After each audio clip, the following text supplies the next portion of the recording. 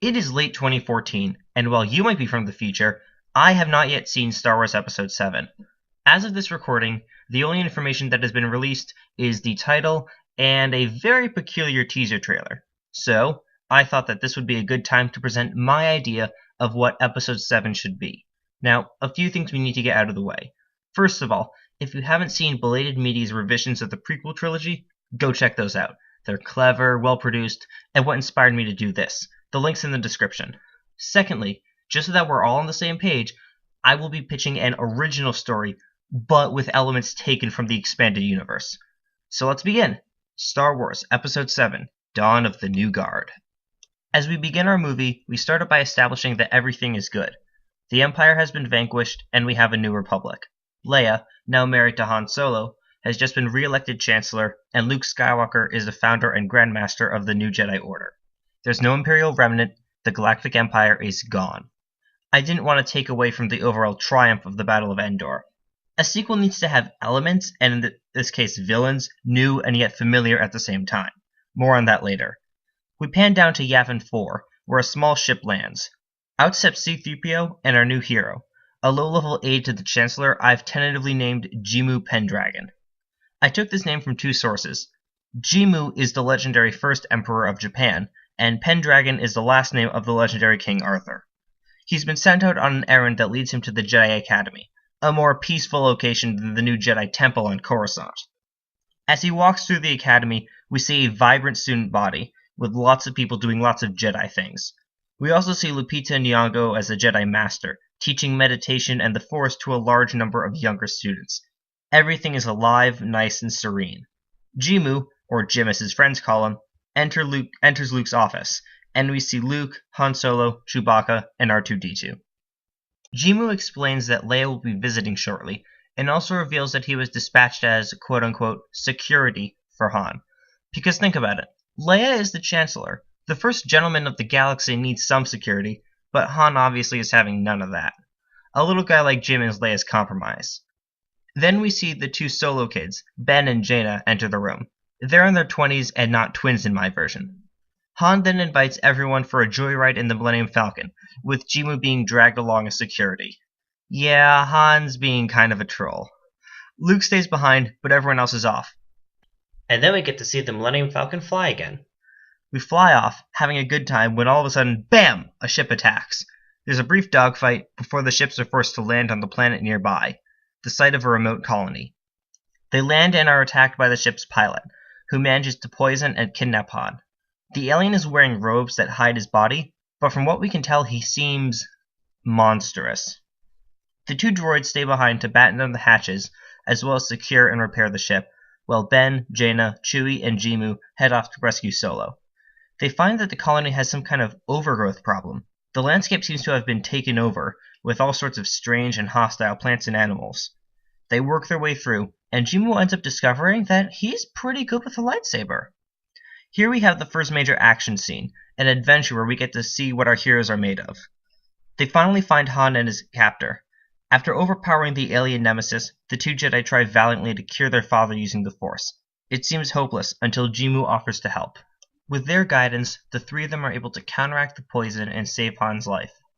Han proceeds to interrogate the alien, who refuses to talk at first, citing very threatening religious dogma. Chewie then threatens to tear out his arms, and that changes his mind. Removing his cloak, the being states that he is a Yuuzhan Vong from Zonama Sekhet, that their god promised them brutal glory against the heathen galaxy, and that they're all going to die. Now, the Yuuzhan Vong are extragalactic aliens from the expanded universe who attempted to conquer the galaxy. He then breaks free from Chewbacca and lunges at Han Solo, but Han grabs Jimu's blaster and shoots him before he can even get near. Why? Because Han always shoots first. The party gets back to Yavin 4, where a worried Leia reunites with her husband, giving us the chance to see the two of them together. The gang also notifies the two Skywalkers of this new potential threat. Luke resolves to lead a team to Zonama Sekhet to investigate, consisting of Ben, Jaina, Chewbacca, himself, a squadron of Republic troopers, Han at his insistence, and Jimu, who Luke asks to join the Jedi Order. As everybody prepares for the mission and waits for the soldiers to arrive, four important things happen. First, we get a scene of banter between the droids about life and their latest adventure. Second, Luke asks Jedi Master Nyong'o to use her gifts with meditation to locate the planet. Third, Luke begins to teach Jimu the basics of the Jedi, introducing him formally to the Force and the Jedi ways, just like another old mentor and new student. Last and most important, Leia talks with her brother. Leia confides that she has been having terrible premonitions, possibly connected to the dark side. She worries for Luke and the galaxy. Luke reassures her, stating among other things that should he die, the torch will have already been passed to a new generation, that the Jedi Order and the Republic have been born anew, that hope springs eternal. With a heartfelt goodbye, the Strike Force departs for Zanama II. Upon arriving on the planet, we see life similar to the abandoned colony, but taken to the nth degree. Almost everything looks exotic and menacing. As they approach a city, they are captured by a large group of Yuuzhan Vong warriors. They are told that they will be taken to their God King. As they are led into the God's chambers in the Great Temple, the music grows increasingly ominous, vague yet oddly familiar. As they enter the chamber, the music finally clears into the Emperor's throne room, and sitting on the divine throne is the Emperor, Darth Sidious himself. Palpatine spent decades, going back to before the Clone Wars, building off theories of his predecessor to create this race, their biotechnology, and their living planet. By Return of the Jedi, Palpatine had a Vong body waiting for him as a spiritual escape pod, which his soul fled to after he was thrown down the second Death Star. As such, he is an abomination of the Vong and dark side. Somewhat like Darth Krayt, another villain in the expanded universe. Now, after more than 30 years of preparation, he is ready to conquer the galaxy and claim what is his. Remember what I was saying about bad guys being old yet new? This is what I meant. In my opinion, the Emperor is the seminal villain of the Star Wars universe, at least in the movies. The prequel trilogy was about him climbing to power. The original trilogy was about the struggle against his empire. The sequel trilogy should finish this grand story. I mean, what else could stand on par with him as a villain? The sequel conflict needs to be comparable and connected to what came before it. The Emperor orders the captives to be sacrificed, when Luke commands the Yuuzhan Vong to let them go. It's a Jedi mind trick. Everyone starts running towards the exit. Pretty soon the Vong wisen up and run after them. Luke backflips and ignites his lightsaber, landing in front of the door beside Han and Chewbacca, buying the others time, the three of them fighting off as many warriors as they can. Han tells Chewie to join the rest, over his objections. He leaves, and then Luke says the same to Han. Han hesitates, but Luke insists. He says, "May the Force be with you," and runs off, leaving only Skywalker. Suddenly, Luke is struck by Force lightning, causing all the Yuuzhan Vong to back off. But it's different this time. Luke is not in pain, and successfully repels the onslaught, a sign of his mastery of the Jedi ways. Sidious steps towards the camera and scowls.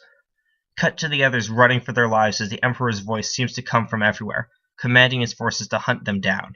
Duel of the Fates picks up, and Luke and Sidious run at each other and duel. Cut back and forth between Luke fighting the Emperor, whose body gives him incredible access to Yuuzhan Vong technology and to the dark side, and the others, as they fight their way out, killing some enemies, running from others, all in a race to the Millennium Falcon. Han and the others are within sight of the Falcon, when back in the temple, Luke hides, gaining a moment of respite. We see from his face that he realizes something terrible. He closes his eyes, takes a deep breath, and steps back towards the fight. Sidious taunts him, calling him weak, and promises that everything he ever cared about will soon be destroyed.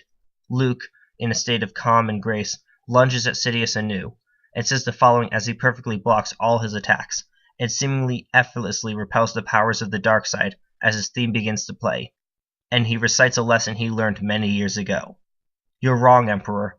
I am mighty, for my ally is the Force, and a powerful ally it is." The others race to the ship, and after some hesitation, blast off amid heavy fire and pursuing fighters. Meanwhile, in the temple, life creates it, makes it grow. Its energy surrounds us and binds us. Luminous beings are we, not this crude matter. Luke's theme crescendos to its peak. Then, slowly and calmly, Luke Skywalker holds his lightsaber in front of him and closes his eyes, and Darth Sidious strikes him down. His body vanishes instantly. In the skies above Zanama II, the enemy ships suddenly break off and the Millennium Falcon flies to safety. Ben and Jaina cry out in pain and loss. Jimu can only look on in sympathy, though he can faintly feel it too. Cut to Coruscant, with Chancellor Leia Organa Skywalker presiding over the state funeral for the fallen Grandmaster, a tragic contrast to the final scene of A New Hope. In attendance are Han, Chewbacca, R2-D2, C-3PO, Jedi Master Nyong'o, now the new Jedi Grandmaster, Ben, Jaina, Jimu, as well as countless other Jedi, Republic officials, and ordinary people who've come to pay their respects. On other planets, people are gathered to watch the funeral, in galactic mourning. Leia delivers her brother's eulogy, informs the galaxy of the new yet old threat they face, and encourages everyone to stand strong, together, and always hold hope dear. And, with Luke Skywalker dead, the Emperor returned, war imminent, and Skywalker family and friends, as well as Jimu Pendragon, standing in solidarity, our film ends. So those are my ideas for episode 7. Be sure to like and subscribe for more videos and the continuation of the saga, and be sure to leave your thoughts in the comments below. Until then, may the Force be with you.